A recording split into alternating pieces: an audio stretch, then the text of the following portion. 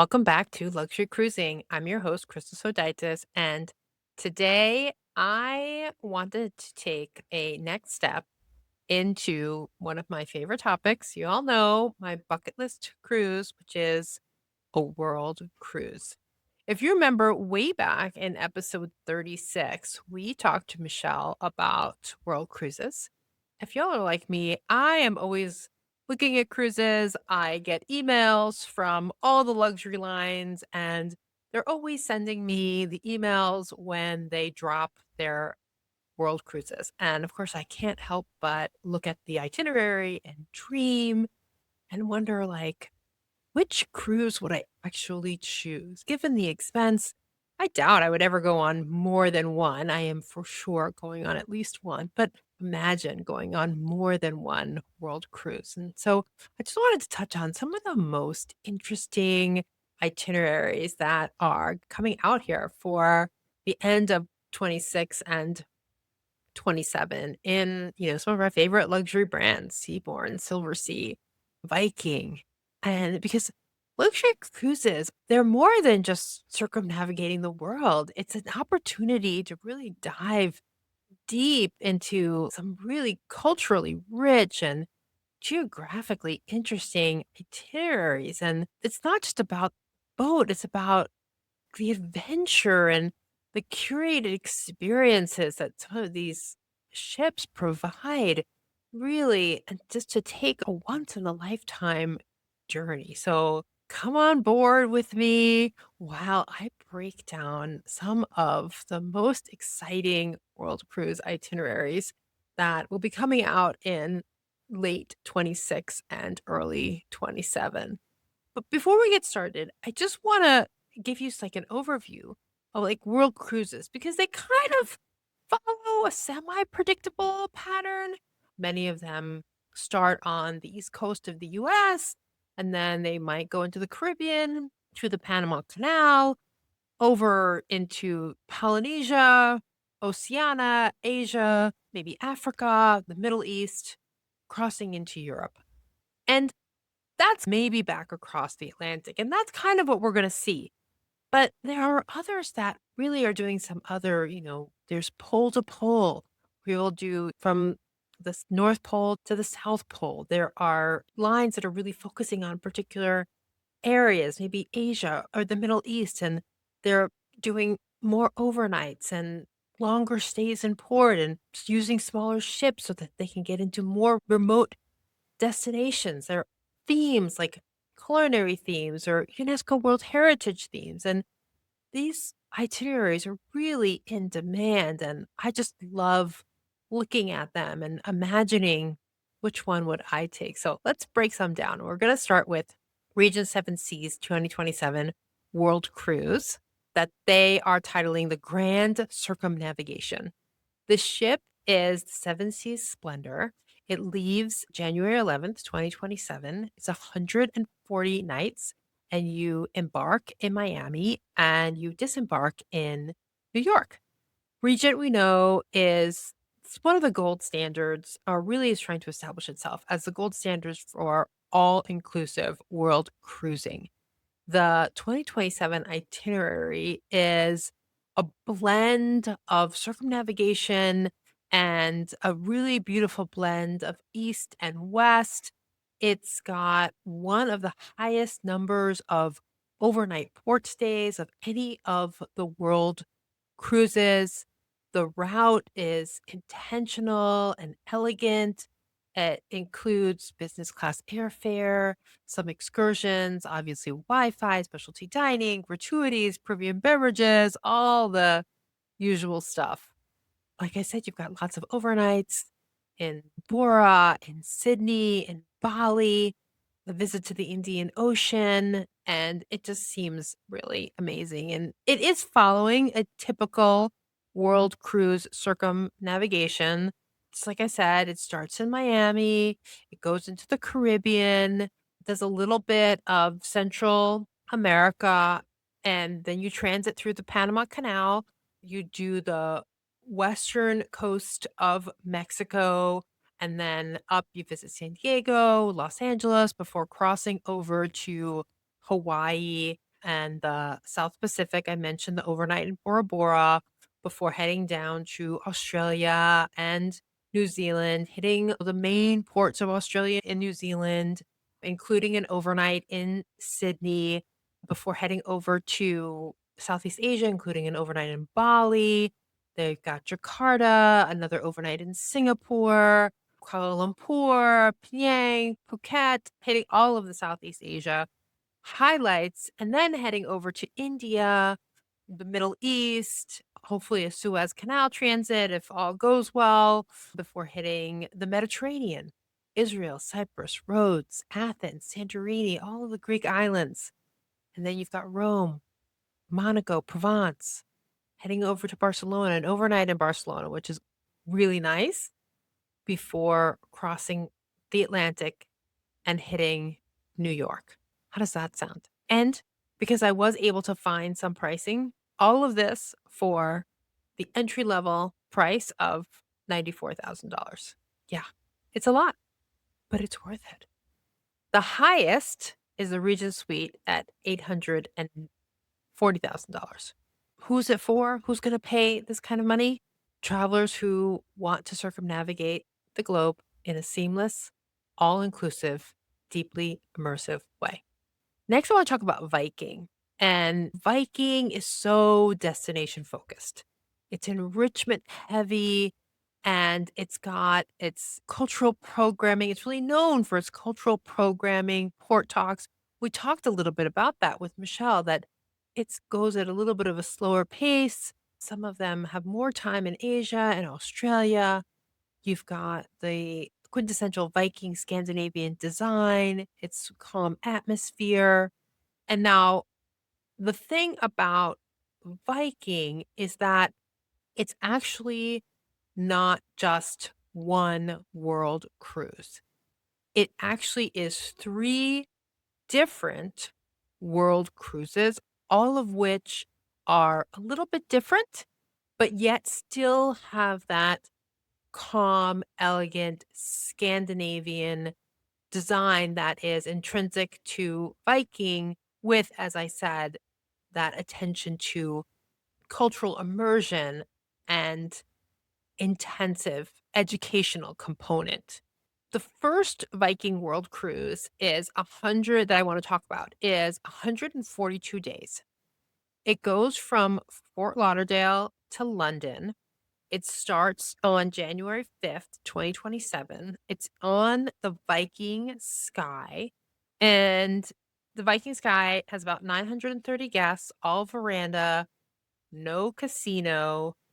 It's like a spa-ish, Scandinavian spa design, and it's intended to be the perfect size, or it's thought to be the perfect size because it's big enough to have so that you have enough amenities to keep you, let's say, entertained for however many days it was, 147 days. But it's also small enough that you get that intimate Viking experience.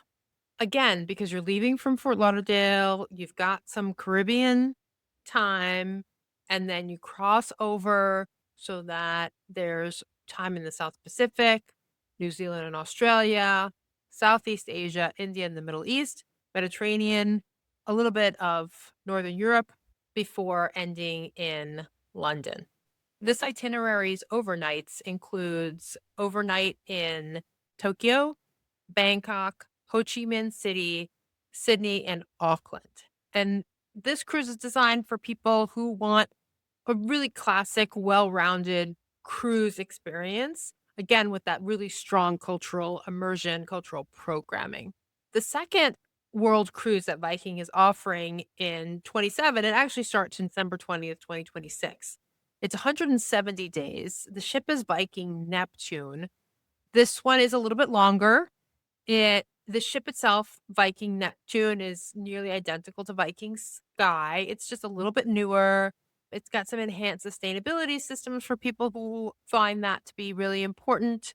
It's known for having a really smooth sail, and this itinerary is longer and the pace is a little bit slower. So you're going to have more time in South America. you're going to have more time in the South Pacific. Polynesia segment is a little bit more detailed. More time in Southeast Asia with additional stops in India and the Arabian Peninsula. More time in the Mediterranean, more sea days. Some of the ports that they're going to visit are not as frequently traveled or more frequently visited by other cruise lines. Again, you've got your enriching program. And so this one is for people who don't mind being on the ship a little bit longer, want more sea days, want that slower pace. I mean, let's face it, a world cruise can be tough if you're doing port after port. And so some people may not mind having the extended days so that they can have a little bit more time between ports and a little bit of time to rest. And then the third Viking world cruise for 2027 is 153 days. And this one is really unique because it starts on January 10th, 2027, but it starts in Los Angeles. So you completely skip the Caribbean, no Panama Canal transit, but you get a little bit more of Hawaii and French Polynesia. It's on the Viking Mars, which is one of Viking's newer ships. You have an updated spa and a thermal suite. The Explorer's Lounge is supposed to be next level. And again, you've got the sort of like typical Viking Scandinavian design, but slightly modernized. And the other way that this is unique, similar to the others, like I said, Hawaii, Polynesia, Oceania, Southeast Asia, and India, etc. But you're going to have more time in Northern Europe, and then you will end in Stockholm rather than London. So you'll get some time in Scandinavia, more Scandinavian ports, more Baltic ports. It is a little bit faster paced.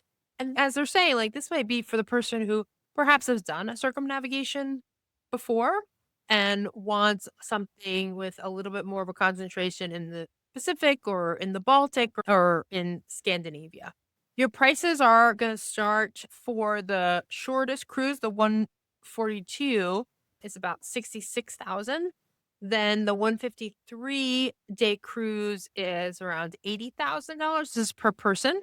And then the long cruise, the 170-day cruise is 131,000. So quite a big jump up there between the 153 and the 157. But I will put a table in the show notes or a link to a table in the show notes that will compare these three Viking experiences for anybody who's interested in seeing them side by side. So next I want to go to Silversea, and I love this idea of the Silversea 2027 World Cruise. It's being called the Three Oceans Cruise. It's 149 days. It starts January 8th, 2027. It goes from Los Angeles to Copenhagen. So again, skipping Caribbean and Panama Canal.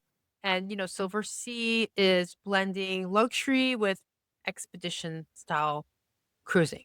We're going to get to some really remote ports that I'm going to talk about. So it's going to be a mix of iconic ports and rare off the beaten path ports with obviously Silversea's legendary butler service and just culinary delights. Like I said, the Polynesia part, lots of time in Hawaii, French Polynesia, Cook Islands, Tonga, Fiji, obviously New Zealand and Australia. You're going to check out Papua New Guinea, Bali, again, Singapore, Malaysia, really all of these ports that you don't often get, the Seychelles, Madagascar, the Western Africa, and then ending in Copenhagen. Your entry level suite is going to be around $112,000. Really for somebody who wants luxury and a little off the beaten path adventure. Next on our list, we've got Seabourn. This one caught my eye because it's really South America and Antarctica grand voyage. It starts on January 4th, 2027. It's the Seabourn Quest. And so that's a polar capable ship, 450 guests, round trip from Miami, but there's 2 Panama Canal crossings. And you still get to stop in the South Pacific, Australia, and New Zealand. The Seabourn Quest is designed for cold weather cruising. It can go into the Arctic, You're going to have some scenic cruising in remote regions, and it's made to be stable during rough seas, i.e., the Drake Passage. It's an all suite accommodation ship. You're going to have expedition trained staff, obviously, Zodiac operations for the Antarctica landings. And it's really intended to be an epic, epic journey. Some of the standout differences for this particular world cruise are things like Brazil and the Amazon. Yes, sometimes the ship is small enough that you might get into some Amazon River ports and see the Amazon rainforest. You get to see Uruguay and Argentina, even an overnight in Buenos Aires, Patagonia, go to the Chilean fjords, which I hear are just spectacular and amazing for scenic cruising. Obviously, Antarctica, ideally getting in some Zodiac landings, getting to see the penguins and the whales and all the amazing wildlife that is Antarctica. On the way back, you hit Chile and the Andes, Peru, Ecuador, and then crossing back over through the Panama Canal to finish in the Caribbean and end back in Miami. This trip is really, again, once in a lifetime because it's a world cruise that includes Antarctica. It's basically like making a loop around South America, which I think is amazing. It's a luxurious, polar capable ship, and the Chilean fjords is apparently not to be missed. So this is really for travelers who want to see Antarctica luxuriously and also maybe don't just want to make the trip. That's a long trip to South America by plane when you have to get on an Antarctic ship. So that's also a bonus for me for this one is that I get to go to Antarctica and I don't have to take a long plane ride. There are no published rates for this. So if you have to ask, you can't afford it, or maybe just they want you to reach out to your travel agent. The last one I have on the list is actually, again, a group of them for Oceania. Oceania, we know, is known for having some of the best food at sea, and their world cruises reflect that. And they call them long form voyages rather than world cruises, and each one has its own sort of personality. So the first one is a 244-day world cruise from Miami to New York. I see 244 days. I'm like, sign me up. It leaves December 22nd, 2026. It's on Oceania Vista. It is one of Oceania's longest voyages ever, which, as I said, sounds great to me.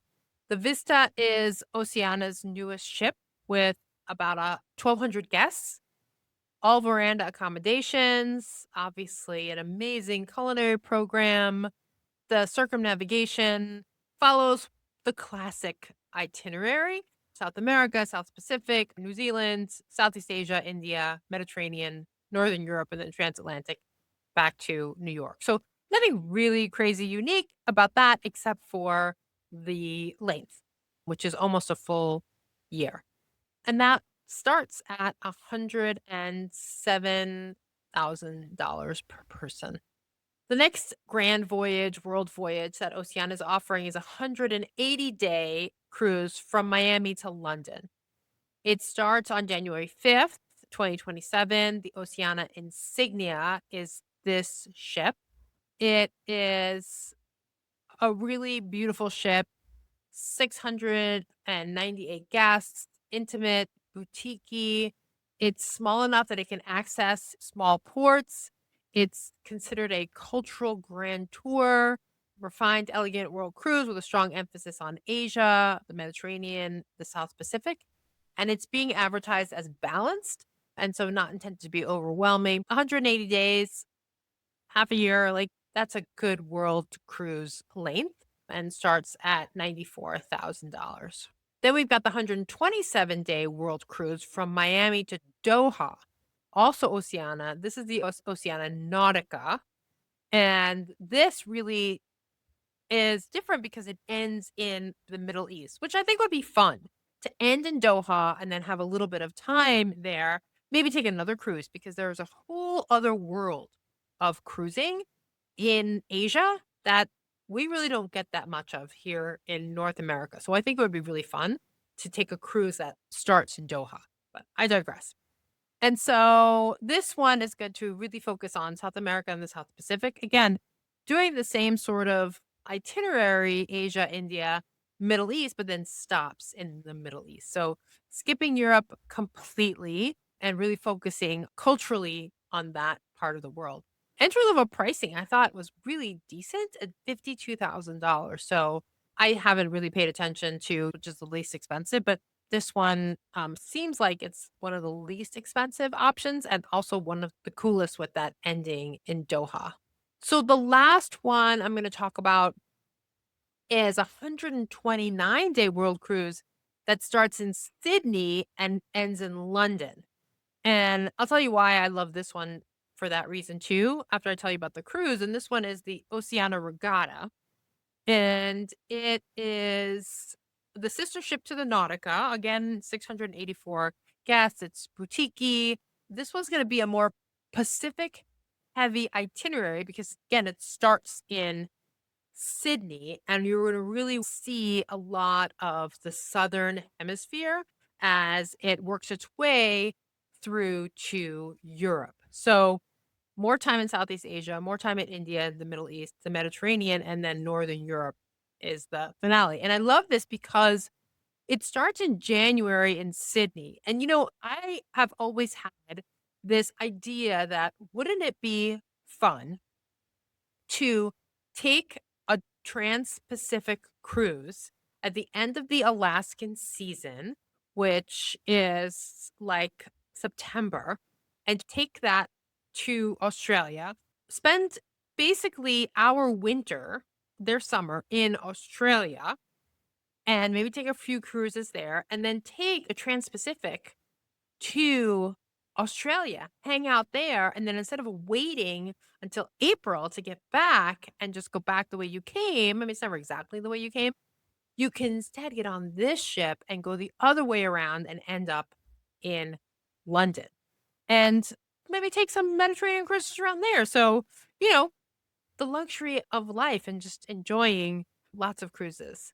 And that's one reason why I particularly love that last Oceania cruise. So that's it. That's sort of my top 5 cruise lines. I don't know how many different itineraries we covered, 8 or 9, that I've been sort of dreaming over these last few months. I would love to know if any of these itineraries are compelling to you.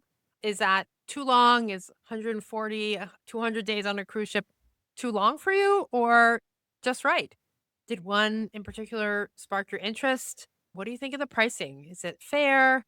Way too much or something to aspire to, something to dream of, like me. So let me know in the comments. And if you've been on a world cruise or if you've been on any of these luxury lines, I would love to hear about your experience. Please email me at luxurycruisingpodcast@gmail.com. And I'd love to have you on the podcast to hear about your experience. So thank you again for listening. And until next time, I wish you safe and luxurious cruising.